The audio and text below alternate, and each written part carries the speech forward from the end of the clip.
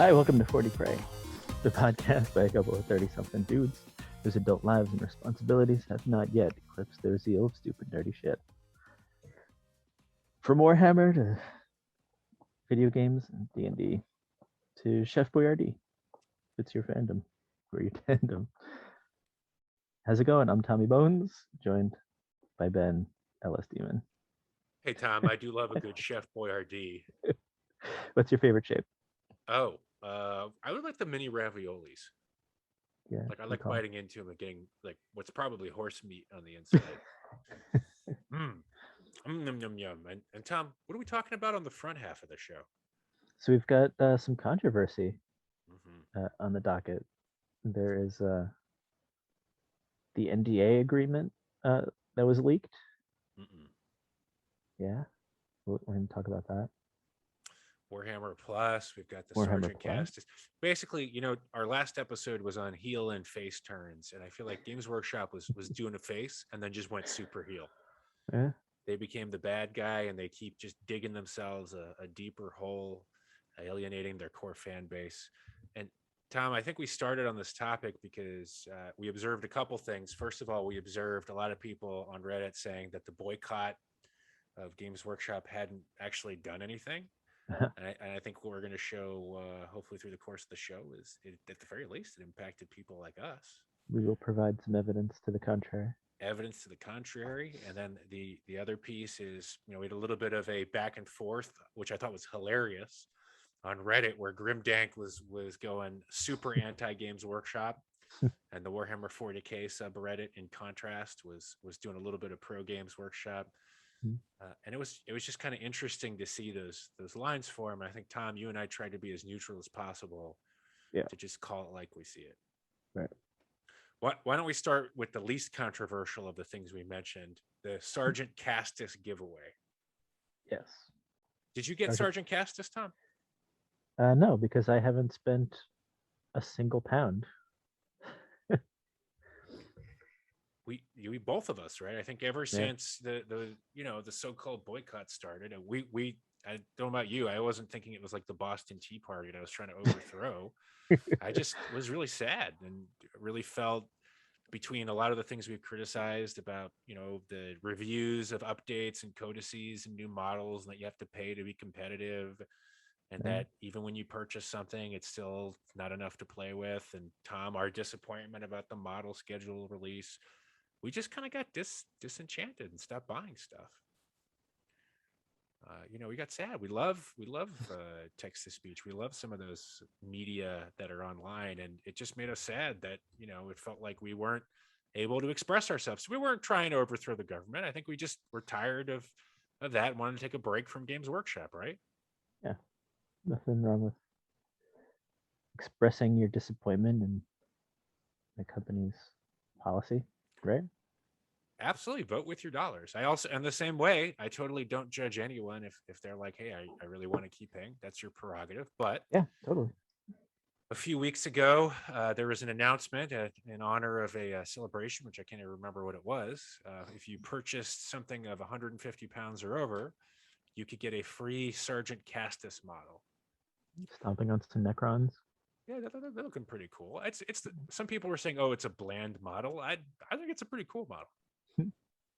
I mean, he's got a helmet version. There's some cool base iconography. He's got his Ultramarines armor on. Looks like he's got a plasma pistol variant. So heavy bolt pistol. Yeah, and a lot of people online were really angry and saying, well, that's not fair. It's not free if it's $150 to get in, and or pounds. And some other people were saying, well, the model's not good enough to justify that. And then on other threads, especially the Warhammer 40K subreddit that I saw anyway, people were saying, well, it's not like they're forcing you to buy it. So what are you complaining about? Tom, do you have a view on this? Is it a controversy? I mean, if you're buying models, it's a freebie. They're throwing it in for you. Let's see what the big deal is. I don't disagree. My only one qualm is it kind of fits into that pattern of it's an exclusive thing that you might not get access to. So I know a lot of people were mad, they'll have the limited runs of the box sets. Where in the case of Sergeant Castus, if you can only get it by paying that amount or more, that feels a little exclusionary to me. But I don't know if we know that for sure yet. It's possible they'll release it on its own later. Right. So I think I could see why it would frustrate people if FOMO. if it's a promo, if I was certain there's no other way to get it. FOMO. Yeah, the fear of missing Oh, I thought you out. said it was a promo. Well, that too. It's a FOMO promo. It's a FOMO promo. They have a lot of FOMO promos, don't they? If you want to collect all the things, Your host. Yeah. And I mean, like, it kind of reminds me, I really wanted Sergeant Ripper Jackson. That was the female Catachan or Catacan. I didn't get one because they were so limited. And maybe that's why people were getting a spaceship set, because it just feels, again, like, I want this thing, but you're not making it available to me. So all in all, I think on the controversy scale, this one's low in my opinion. I don't think it was really nice, but I don't think, I'm neutral. Like, okay, if you're one of the people who's still buying a ton of stuff, you luck out. If you're not, you're kind of hosed like you have been in the past. And I think on the other hand, I think ever since we started, there was never, there was always that sort of air that Warhammer is not a game for poor people. It was never that sort of thing, right? You needed money to buy your army. There's a reason I never played it as a kid. I couldn't afford it. It's not cheap, right? So, the fact that you're even in the hobby at all, 150 pounds doesn't seem like much compared to a full-size 2,000 point army. And I think that's a really good point. But it also, there's another side to that, which is kind of why, again, like when we were kids and you talked about comics, people are like, I don't know. But now it's mainstream. Games Workshop is still acting like a niche market, and there's so much opportunity to expand and make it a household thing. And stuff like this by itself feels like it's going that other direction and trying to just get back to the people who are already addicted and paying out the nose for stuff. It seems like they don't know how big they are. I agree. And I think we're going to come back. There's a couple other things we're going to show that are going to come back to that for sure. Like stop acting like you're a little tiny company and you're a miniatures company, and start acting like you're an entertainment company. Right? Take the Marvel path, because there's a lot more that you could be doing. So, number one, Sergeant Castus. We on a scale from 1 to 10, maybe a 3. On the controversy scale. On this, so let's go to the next one, Warhammer Plus. Yeah. What's been going on with Warhammer Plus, Tom? I think, remember, because I said I was going to subscribe, and then the whole ND or the not even the NDA yet, but like when they started canceling and putting out the IP rule, I was like, I don't know anymore. Hate to say I told you so, but who didn't see this coming? So you did call this, I believe. So what's the issue? By the way, we got a lot of this, I became first aware of this because I'm not a subscriber. SpikeyBits had a great article on this. If you're not familiar with them, they're a great website that covers hobby news, especially around Games Workshop stuff. But they had an article entitled, "Okay, it's time to cancel Warhammer Plus." And Tom, I mean, what did you predict? That they were just not going to have enough content to support a full streaming service, a standalone service. Right. And what we saw is they've got like White Dwarf back articles, they've got hobby videos that you can watch, but the big draw was the animation. That was what they were pushing so hard. And in the beginning, they made it seem like every Wednesday, I think this was in an FAQ originally, that every Wednesday there'd be an animation release. And then what the SpikeyBits article pointed out to subscribers is that there was a amendment to that FAQ and to kind of the description of the service that sneakily said it's actually going to be intermittently on Wednesdays. It's not going to be every week. Edited after the fact. Edited after the fact without telling people that it was edited. So basically what it seems like is they did not realize that they were not going to have enough content. And then instead of just telling subscribers, they tried to be sneaky about it as if people weren't going to notice. And then they updated it even more recently. And I forgot exactly what the update said, but it's essentially like, we don't know when animation, some of the shows are taking a break, I think they said, right? Yeah, what is it? the Blood Angels series. They're having a mid-season break after 4 episodes. They won't be back until November. Which like again, I think a lot of people who like this hobby probably are familiar with like Rick and Morty. Mhm. The reason I said again, it's not that uncommon, provided that you're not sneaky about it and you set expectations up front. If you communicate, Right. and they didn't, they kind of it's going to be it's taking a break. I'm sorry, what you said it was going to be every Wednesday. No, take a break. I always said that. No, you didn't. I have the text that shows that you said it was going to be every Wednesday. That's the problem. It's Right. not the content. If they just said, "Hey, look, we're getting this started," like, do they really think we're not going to be understanding? Like, it's just the transparency and the lack of trust, Communication. and it constantly feels like they're trying to pull a fast one. Yeah. Right. And I think you hit the nail on the head. If they just would have signed an agreement with an established streaming service like Hulu or Netflix, it wouldn't be an issue, right? People wouldn't be expecting that much content, to a subscription they already have. You get new subscribers, it doesn't piss anyone off. and I think it's that. Yeah, I mean, it's to think like a big company instead of a little company, right? Like do you Yeah. remember? Did you ever see The Social Network, the movie about what's that guy's name, Zuckerberg? I have not. It's actually pretty. I think you were like nodding, and then like no. I know what you're talking about, but no, I haven't. The by the way, the soundtrack was by Nine Inch Nails, so or at least Yeah. Trent Reznor. I think it was as night. So it's actually pretty. It's a good movie too. But there's a point in it where one character goes to Zuckerberg. He goes like, "Hey, think bigger. Like your idea is good. You know what's cool? Like $1 million is cool, but you know what's cooler? $1 billion." Games Workshop. You can make a little bit of money, maybe a lot, from people subscribing to the service. You make a lot more if you use it as a way to get people interested in your lore, your fiction, and your IP. Right. It's really cool. You have more and more people getting into it, but the barrier to entry keeps getting either higher or different. Right. Because the lore is super cool, and it will attract people and new players. But just getting exposure is the thing. I mean, dude, you remember when we were kids? I think we talked about this. I could not play there was no financial way to do it. I think you were the same way. Hmm. It just wasn't justifiable. Now that I'm an adult, I'm self-sustaining. We can take care of our adult lives and responsibilities. We talk about it at the start of the show. Right. We can justify the expense. But think about how many people are still like we were as kids that just want to interact with the lore and the universe and are being shut out by the cost to entry. And I'm not saying it would have been easy to get the animations onto like a streaming service. Who knows? I just think Warhammer Plus, it was fated to go this way. And a year from now, I wonder where it's going to be. Right. So that's number 2. It's not just the lack of stuff. It's the lack of setting expectations and the lack of communication.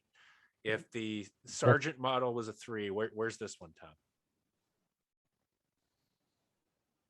5 or 6. Okay. How about 5.5? All right. So yeah, the communication has sort of been an ongoing issue, I think, for a very long time. And I think that speaks to this whole issue, which is going to touch on this next piece of control. Mm-hmm. Like you said, they're thinking like a small company and they want to control everything and keep it. But in so doing, they're alienating people, including us, who want to be able to express themselves through the hobby, through the IP, and do it in their own way. If you look at things like, what benefit do they have from that? From playing their cards close to their chest and not revealing? How is that a good thing for them as a company? Well, I can think, if I'm really trying to think through their point of view, I got to give them at least one bone, because like we are, as a community, any gaming community, very entitled. You're a bunch of assholes. We are totally jerks, and they could be guys. Let's admit it. We are jerks. Yeah. I mean, like, we're complaining now, but who's to say we wouldn't be complaining if they came out and said, "Hey, we're not sure if we're gonna have an animation every week." They could be afraid, like, "Oh, they're gonna eat us alive. They're not gonna like it." Like, it's scary to admit when you're not in 100% or to show your cards if you really think the other person's out to get you. right? Mhm. So that's one.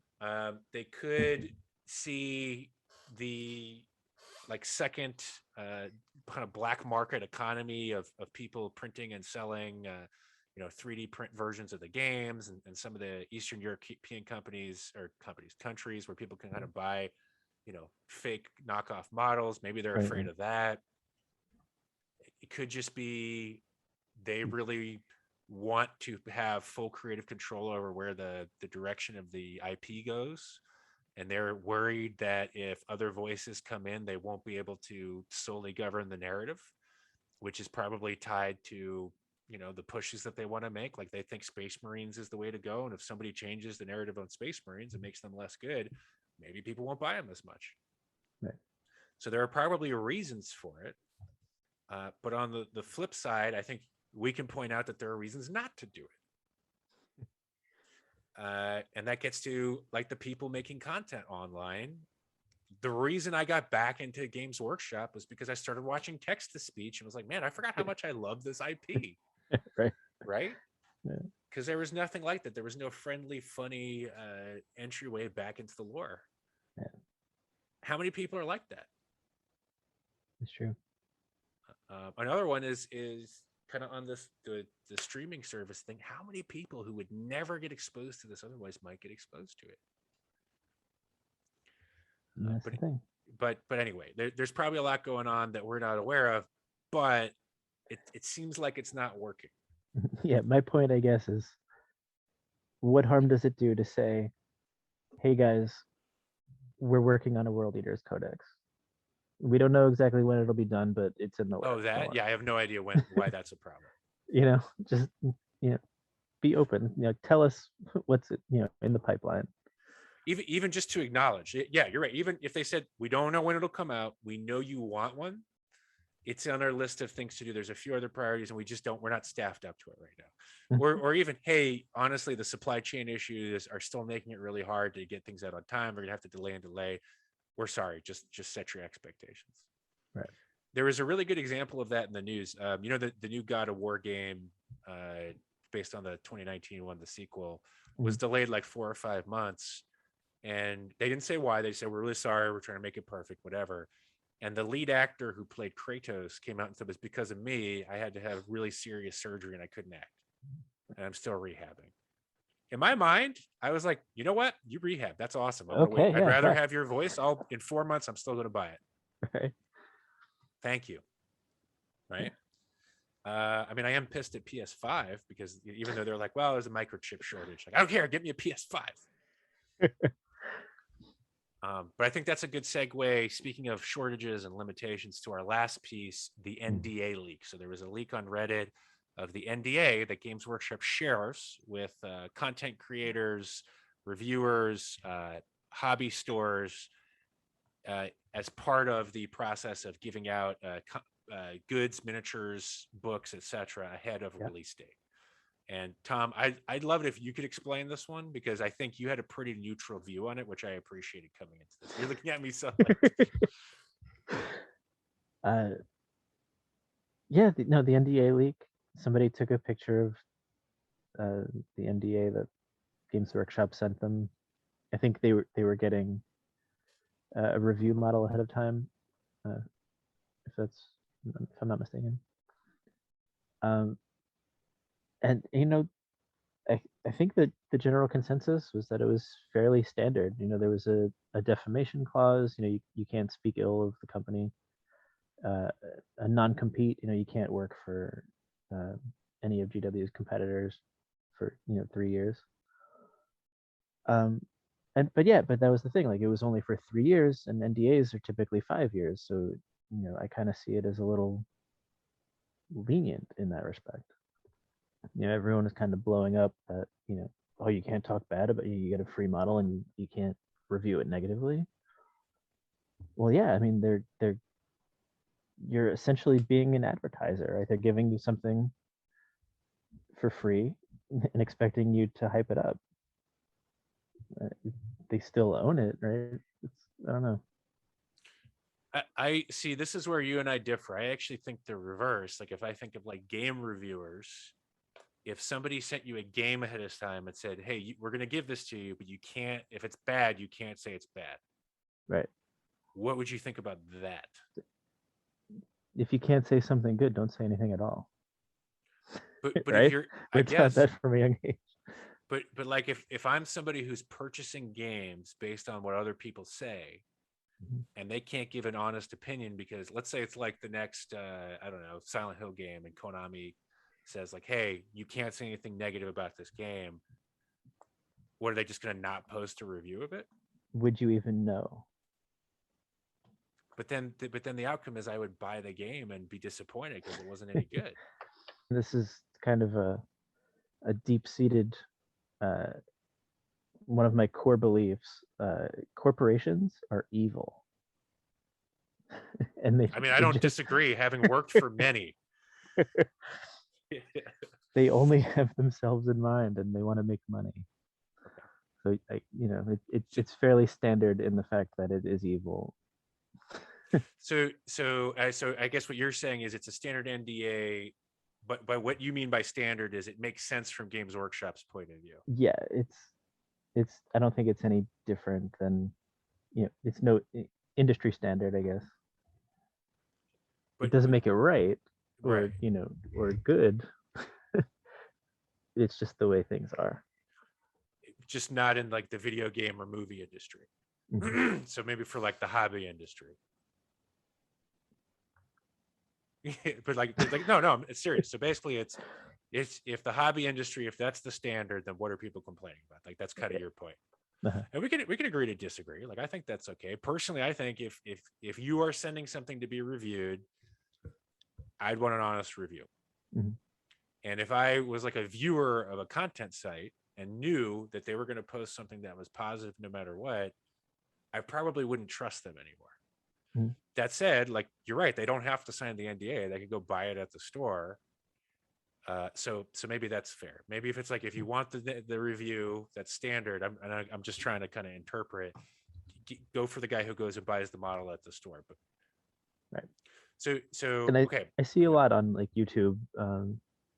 They have the little tag in the bottom of the video, includes a paid promotion. Totally. So up front, like they're getting money for whatever they say about this product. So in the same way, like if this was them, like they'd be like, this is a paid promotion, and then they would just say, like, here's the model.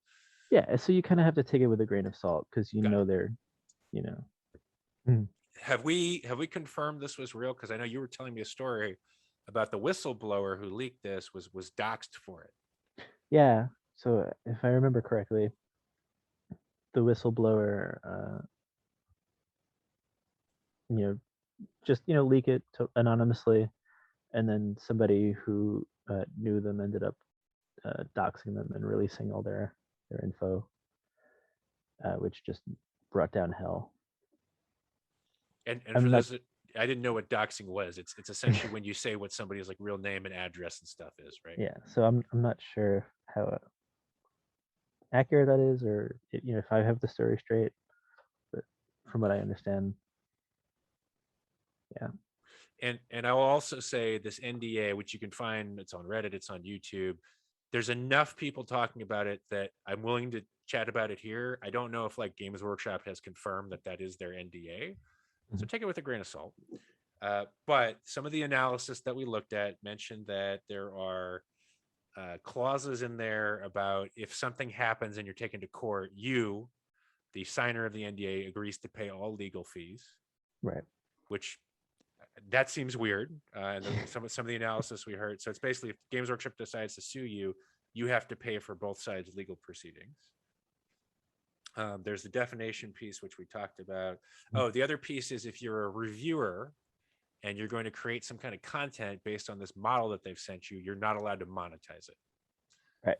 So that thing that we just said about like paid advertisement, you would not be able to earn any income from that or from any other Games Workshop related content that you might produce for the next 3 years. Right. So I guess the expectation there is you would be getting whatever incentive from Games Workshop themselves, which is their pre-release model. Right. So that would be payment enough, I guess.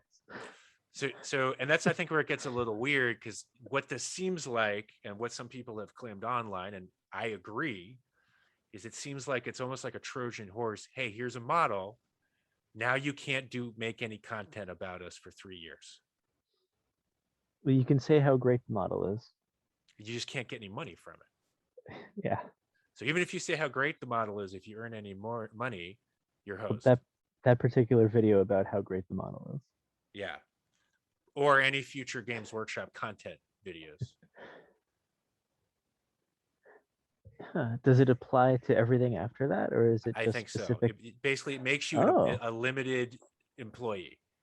Okay. So if you accept that pre-release model, you become a limited time employee, or there's a specific wording they use. It's like you're a limited term employee. You have now entered a 3-year relationship with Games Workshop where you cannot make any money off of commenting on them, and you can't criticize them. Okay, I misunderstood that part. Yeah, that's super shady. GW is chaotic evil. If it applies, to everything GW related, 3 years going, well, that's a totally different animal. So if you and I monetize this podcast from not saying nice things about Games Workshop and then got a free model, we could be sued and we'd have to pay for both sides of the legal fees if in the next 3 years we say anything negative about them. If they decide to take us to court. Right. Which there's no reason not to, because we'd pay for both sides. Exactly. So to be clear, I really would love it if Games Workshop was nice. I would love to be rooting for this company. Up until about a year ago, I was like, oh, Games Workshop's the best. The Rubik Marines are great. Oh man, these Zangors are that's what got me back in. Kill Team Thousand Suns guys. Oh, they made Primarch models. That's so cool. Oh, the Black Library is still phenomenal. I that's like the number one thing I'm listening to all the time. Why do you guys have to be evil? Can't you just be a good company? For fuck's sake. For crying out loud. So yeah. Yeah, no, you're right. I might not be still. Like, I actually really hope if you're listening and you work for Games Workshop and you can talk to us, or if you're a Games Workshop apologist, I've seen a lot of them on some of the Reddit threads, tell me I'm wrong. I would love to hear why. Or tell me the NDA is fake. If the NDA is fake, great. That means, hey, sorry, our bad. You know what? We're just looking for a reason to be mad at you. And I get it. Like we talked about, they probably see us, the fans, as a hostile crowd, right? But stop doing this stuff then. Tom and I, on this boycott note, I was probably buying about $2,000 stuff a year, which is not crazy. I'm not one of those people who buys a new 40K army and spends all their time on it, but I was buying a lot of stuff. Like Tom, you're probably spending a decent amount, right? We're not going to release how much. More than I definitely should be.